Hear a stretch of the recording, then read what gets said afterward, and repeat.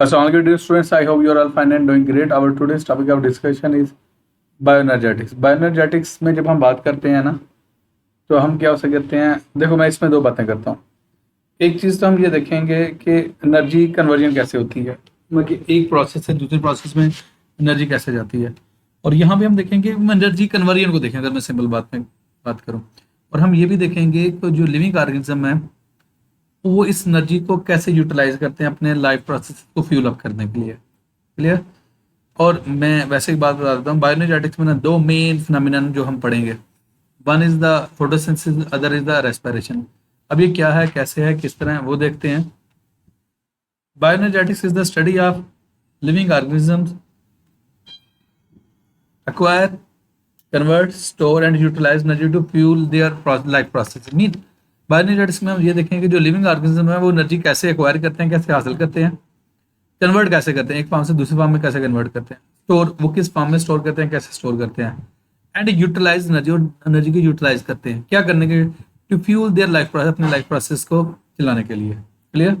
Organism obtain their energy primarily from their surrounding. मैं एक simple सी बात करता हूँ, अगर ऑर्गेनिजम्स में बात की जाए, हम एक बात करते हैं प्लांट की, प्लांट फोटोसिंथेसिस करते हैं, और फोटोसिंथेसिस को रन करने के लिए क्या करते हैं, वो लाइट एनर्जी, सनलाइट एनर्जी को ऑब्जॉर्व करते हैं। जब सनलाइट एनर्जी को ऑब्जॉर्व करते हैं, फोटोसिंथेसिस करेंगे। अब फोटोसिंथेसिस करके उनके अंदर क्या आ जाएगी, एनर्जी आ रही, ग्लूकोज के मालिक्यूल बन जाएंगे, और वही ग्लूकोज के मालिक्यूल दूसरे प्लांट्स और एनिमल्स को दे दिए जाएंगे। Clear. Plants capture sunlight through photosynthesis, वो सनलाइट को कैप्चर करते हैं किसके थ्रू, फोटोसिंथेसिस के through. While animals and other organisms consume food. हम क्या, देखो दो चीजें हैं, मैं यहाँ पे दो टर्म्स बोलता हूँ, one is the autotroph, other is the heterotroph. Autotroph वो ऑर्गेनिजम्स होते हैं विच प्रिपेयर देयर ओन फूड, जो अपनी खुराक खुद बनाते हैं, और हेटरोट्रॉफ होते हैं वो जो अपनी खुराक खुद नहीं बनाते। अब जो प्लांट्स है आपका ऑटोट्रॉफ है, they prepare their own food. Clear. हम हेटरोट्रॉफ, ह्यूमन हेटरोट्रॉफ में आता है, एनिमल्स हेटरोट्रॉफ में आते हैं, they don't prepare their own food. Clear. This energy is then converted into usable chemical energy stored in molecules like ATP, adenosine triphosphate। Clear। ATP acts as a ready source of energy, ready source of energy की तरह behave करता है। Cells can use ATP whenever they need energy for process such as growth, movement, repair and production। Okay, cells क्या करते हैं, इस ATP को use करेंगे, और ATP को हम याद रखना एनर्जी करेंसी ऑफ सेल भी कहते हैं।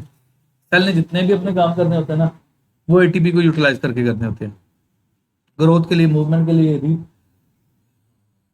रिपेयर के लिए और रिप्रोडक्शन के लिए, तमाम कामों के लिए क्या उसे कहते हैं, एटीपी यूज होती है। क्लियर। ओके, नेक्स्ट हम बात करते हैं oxidation reduction reaction, redox reaction. Redox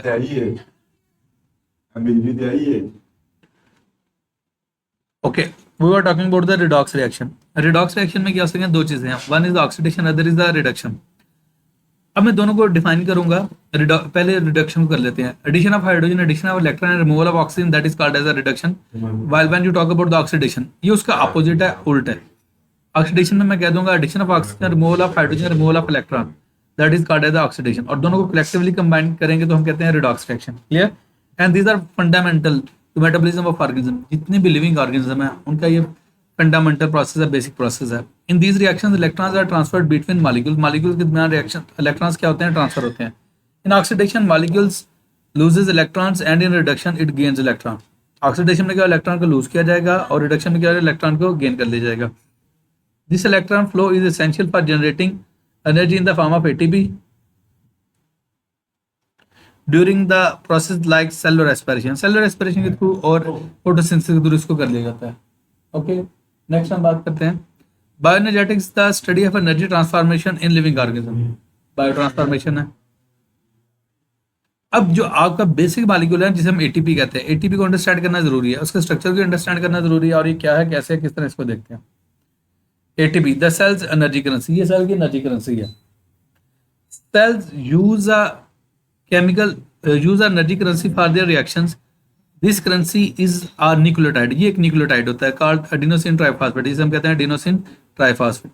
when cells store energy they make ATP, जब उन्हें एनर्जी स्टोर करनी होती है वो क्या बनाते हैं, एटीपी बनाते हैं। When the cells need energy they break the ATP. देखें दो चीजें, जब उन्होंने स्टोर करनी है ना एनर्जी, वो एटीपी बना लेंगे, और जब उनको चाहिए तो वो क्या करेंगे, ब्रेक कर लेंगे एटीपी को। एटीपी मॉलिक्यूल हैज 3 सब units, adenine nitrogen containing base, ribose 5 carbon containing sugar and a phosphate, और 3 फास्फेट। ये राइबोस शुगर है, ये एडेनिन है और ये 3 फास्फेट है। क्लियर? ओके, नेक्स्ट देखते हैं।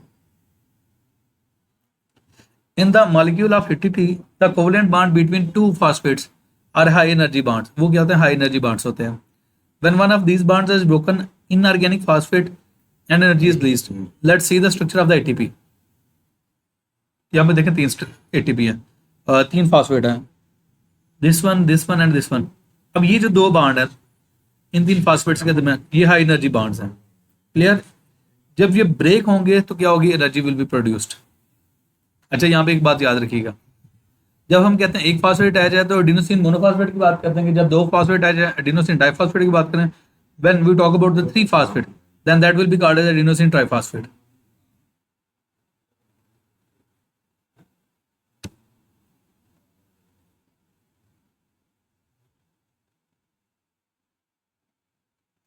Okay, in the molecule of ATP,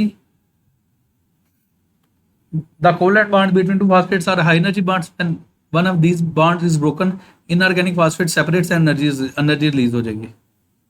next, यहाँ पे देखें एटीपी और प्लस एनर्जी, और क्या हो जाएगी? फॉर्मेशन ऑफ एटीपी हो जाएगी, और यही एनर्जी जब चाहिए होगी तो इसको ब्रेक कर लिया जाएगा, एटीपी बन जाएगा और ज्यादा एनर्जी प्रोड्यूस हो जाएगी। The breaking of one phosphate bond releases about 7.3 kilo calorie, इतने कैलोरीज पर एटीपी मॉलिक्यूल प्रोड्यूस हो जाएगा। ATP plus water plus ATP और प्लस क्या है? एनर्जी है। In common energy reactions only the outer phosphate high energy bond breaks.